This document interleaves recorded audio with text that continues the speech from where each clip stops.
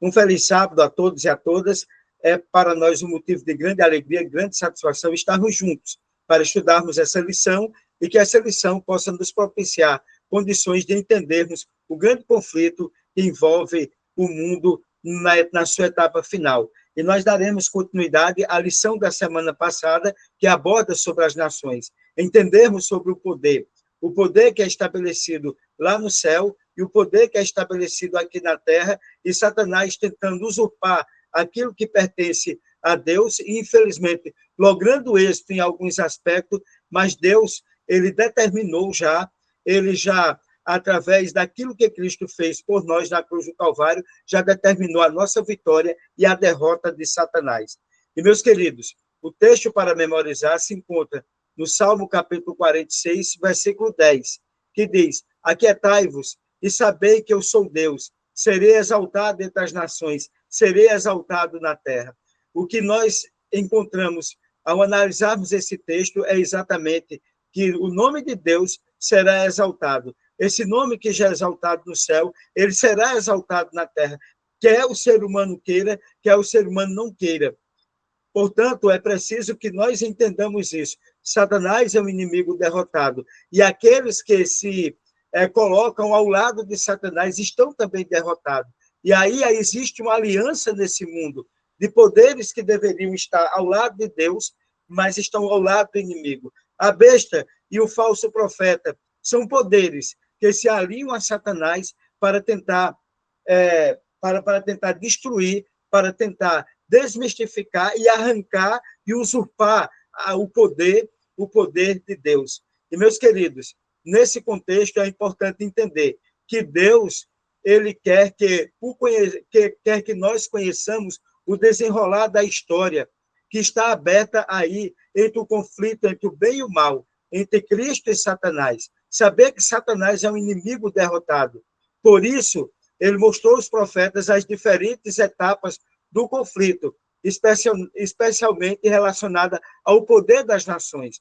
Poder esse que está totalmente corrompido com aquilo que Satanás ele estabeleceu e que não tem mais nada a oferecer para esse mundo. Para tanto, a Bíblia diz que esse mundo vai de mal a pior, e nós não podemos entender que os poderes que estão estabelecidos, os governantes desse mundo, eles têm o poder de transformar, seja qual for o regime que seja apresentado, seja qual for o modelo que quer ser apresentado pelos poderes, pelas nações, pelos governantes, eles não terão êxito se eles não têm, da parte deles, aquele que estabeleceu o plano da redenção, aquele que estabeleceu a melhor forma de governar as nações. E nós entendemos que, na lição passada, foi perdido isso aí quando o povo escolheu se assemelhar, preste atenção, se assemelhar aos poderes do contexto das nações,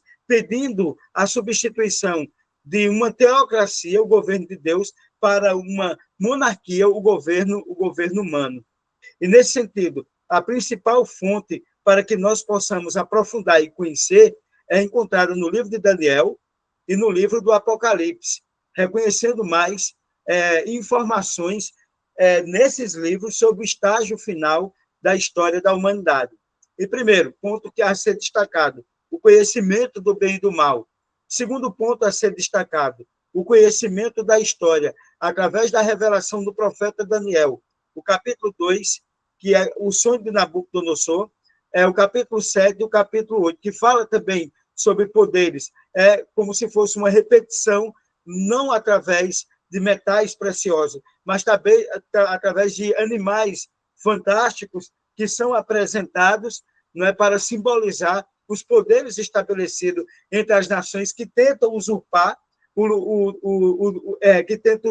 poder de Deus, que tentam usurpar aquilo que nós conhecemos como o poder de Deus, a sua criação, o seu poder de manter todas as coisas nesse mundo. Meus queridos, é preciso que nós entendamos isso, que esses poderes, eles já foram derrotados, eles já cumpriram o seu papel histórico. E os poderes que estão hoje circulando no mundo, administrando o mundo, eles seguem uma perspectiva corrupta, uma perspectiva fora daquilo que é estabelecido pelo plano de Deus. E outro ponto também interessante é o conhecimento do tempo do fim. O que vai significar esses dois lados antagônicos, o que significa o poder que é apresentado como a terra e o poder que é apresentado como o mar, e o povo remanescente. Porque em tudo isso, nesse mundo que vai de mal a pior, é preciso entender que nós temos um remanescente, o remanescente de Deus. Em Gênesis, capítulo 3, versículo 5, diz o seguinte: mas Deus sabe, no dia em que dela comerdes, se abrirão os vossos olhos, e sereis como Deus, conhecedores do bem e do mal. Olha que coisa interessante. Eva foi tentada a ser igual a Deus, adquirindo o conhecimento do bem e do mal. E aparentemente ela conseguiu. Mas, assim como por um só homem entrou o pecado no mundo, e pelo pecado a morte passou a todos os homens. Esse conhecimento havia sido claramente restrito a eles por Deus, porque Deus proibiu o conhecimento do bem e do mal para o primeiro casal. É preciso que nós entendamos o seguinte: se você ler o capítulo 3 do livro de Gênesis, verá que esse conhecimento não lhes trouxe nada de bom. Talvez o problema não estivesse no conhecimento em si, mas na forma como esse conhecimento é adquirido. O conhecimento é importante, mas a forma como ele é adquirido, isso é questionável. E é importante ressaltar, Deus queria ensinar ao casal gradualmente como é feito a escolha, como é feito na escola de criança. Deus queria ensinar. O Éden seria uma escola, eles começariam no ensino fundamental, partiriam para o ensino médio, depois para o ensino superior, depois para o mestrado, para a pós-graduação, mestrado, especialização, mestrado e doutorado. Deus ia ensinando ao primeiro casal. Deus queria que eles gradualmente fossem aprendendo, mas eles aprenderam mal, experimentaram mal, e isso trouxe consequência para a humanidade. Esse erro cometido por Adão e Eva foi repetido por Israel, quando eles pediram a Deus um rei. Então, Adão e Eva, eles entenderam que queriam conhecer do bem e do mal, queriam ser igual a Deus. Satanás induziu a eles e eles caíram. Israel rejeita, de certa forma, Adão e Eva rejeitam também a Deus. Israel também rejeita a Deus do modelo teocrático, de Deus como administrador. Finalmente, Deus permitiu que eles fossem submetidos a outras nações para que soubessem o que é servi-lo e o que é servir a outras nações. Eles, infelizmente, pela escolha que eles tiveram que experimentar na própria pele.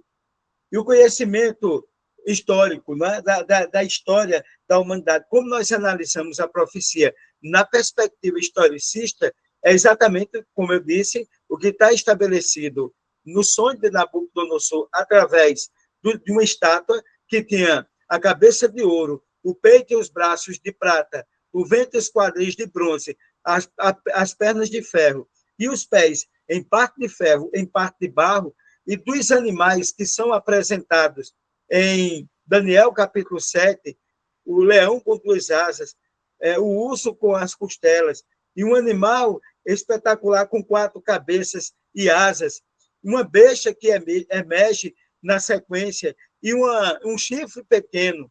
E depois, no capítulo 8, também apresentando outros animais também. Então, nós temos uma retórica que é apresentada na Bíblia, onde Deus procura, através de Daniel, nos ensinar como é que vai ser estabelecido o grande conflito nos dias finais, os poderes do mundo estabelecidos através das visões e do sonho, para que nós pudéssemos compreender que, por mais que o homem queira ser protagonista, juntamente com Satanás, consciente e inconscientemente, ele está perdendo terreno, porque Deus, ele no final, vai estabelecer o seu reino.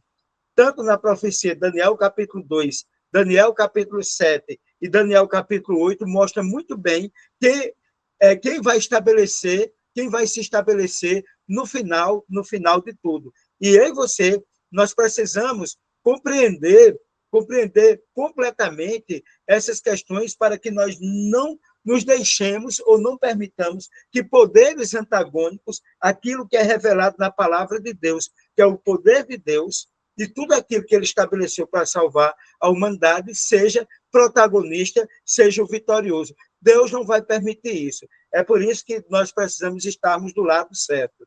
Por mais que Nabucodonosor, por mais que outros tiranos tentassem fazer com que o seu poder, aliado a Satanás, eles fossem maiores, mais eficazes do que o de Deus, eles não conseguiram. Esses poderes estabelecidos, eles passaram.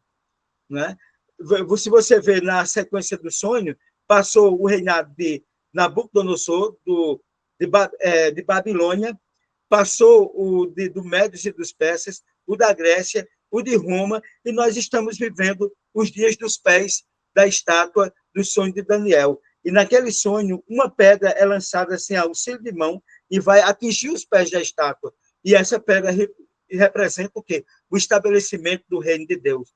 E os outros sonhos de Daniel, capítulo 7 e capítulo 8, mostram muito bem que poderes vão se levantar nesse mundo na sequência, como apresenta capítulo 2 de Daniel, mas eles não serão vitoriosos, eles não conseguirão, e eles não conseguiram e não conseguirão vencer o poder de Deus. E, para tanto, qual é a importância do conhecimento no tempo do fim? É importante nós ressaltarmos a terra e o mar como um ponto interessante, como representação de dois poderes. Eu vi uma besta, lá em Apocalipse, capítulo 13, versículo 11, diz, eu vi uma besta subindo do mar. Diz no versículo 11, diz, eu vi outra besta subindo da terra. Você tem uma besta subindo do mar e uma besta subindo da terra. Vamos entender muito bem isso aí. E como nós vimos, o mar representa guerras, desordens. Apocalipse, capítulo 17, versículo 15, expande esse conceito, dizendo que as águas são nações, multidões, que não são guiadas por Deus, mas estão sob a autoridade do maligno. Veja muito bem esse ponto, bem direitinho, o que representa as águas. Outro ponto também, do mar, né, surge a besta que luta contra o povo de Deus no tempo do fim, que é exatamente a besta do Apocalipse, do capítulo 1 e até o versículo 17. E nesse contexto, a terra, por outro lado, está despovoada. É um território onde a igreja fiel é levada quando a multidão não convertida querem destruí-la. Uma terra dos livres. E a gente percebe que exatamente o capítulo 13, ele mostra a besta que subiu do mar. Esse mar representa multidões, nações, representa exatamente aquilo que nós temos estudado, o poder humano, e em outro contexto, nós temos a terra, né, que não é o mar, mas um lugar pouco habitado. Então, a América do Norte, ela era um lugar pouco habitado e ela foi símbolo de quê? De liberdade religiosa, ela foi símbolo de crescimento. Então, como começou a surgir muita perseguição na Europa, os protestantes eles migraram para a América do Norte. Então, nós temos dois poderes, né? Um poder que se estabelece nos dias finais da história do mundo, representado por uma religião que passa a ser protagonista, que é exatamente essa besta que está no capítulo 1 do Apocalipse, do versículo até o 17, e a besta que emerge da terra, ela está em um contexto que vai se tornar, primeiro, uma terra livre, despovoada, que vai ser povoada e se torna o maior poder político na contemporaneidade do planeta Terra. Um poder religioso, a primeira besta, e um poder político, a segunda besta. Ficou claro para você? Faz sentido para você? Então, atentemos bem para o que nos diz as profecias. E o que é que nós podemos entender? Que nós temos essa besta. Satanás ele vai juntar os poderes nos dias finais da história desse mundo, poderes terrestres, para tentar dominar, para tentar estabelecer um selo, a marca da besta, para que não possa se comprar ou vender, para que as pessoas sejam perseguidas e se adequem e se estejam adequadas a um modelo político e religioso que é contrário àquilo que é ensinado da palavra de Deus. Mas Apocalipse, capítulo 10, no versículo 11, diz o seguinte, ele me disse, você deve profetizar novamente, sobre muitos povos, nações, línguas e reis. E o que é importante nesse contexto? Que a Igreja de Deus, a partir do século, quando termina-se a profecia das 2.300 tardes e manhãs, no século XIX, a Igreja ela se estabelece para ser uma reparadora de brecha, para pregar a última mensagem de Deus, a tríplice mensagem angélica, que a primeira fala sobre o juízo de Deus, a segunda mensagem adverte a marca da besta, e a terceira mensagem que mostra a queda de Babilônia.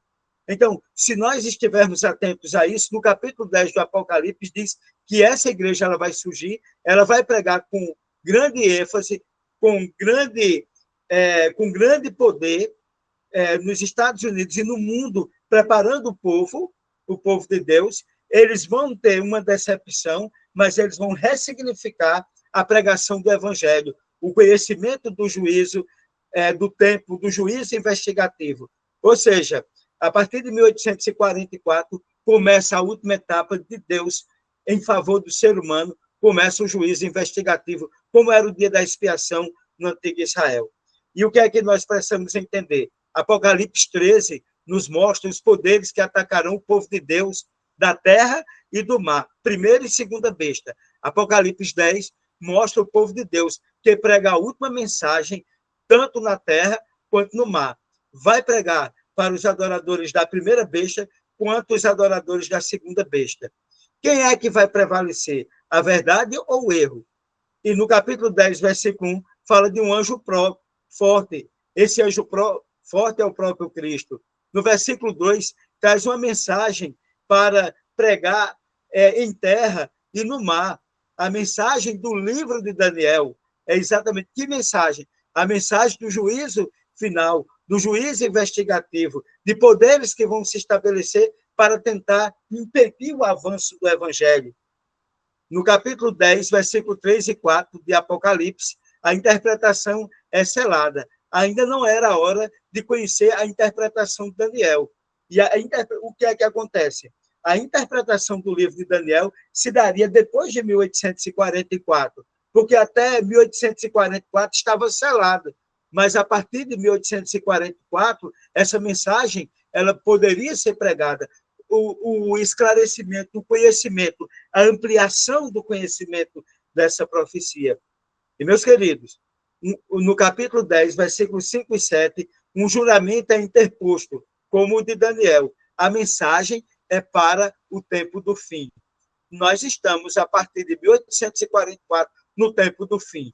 Aquela mensagem que se tornou-se doce na boca como mel e amarga como fel no estômago, essa mensagem ela vai ser ressignificada e ela vai ser pregada a partir dessa decepção que houve em 1844. No capítulo 10, versículo 8 e 10, a mensagem seria doce, mas com resultados amargos.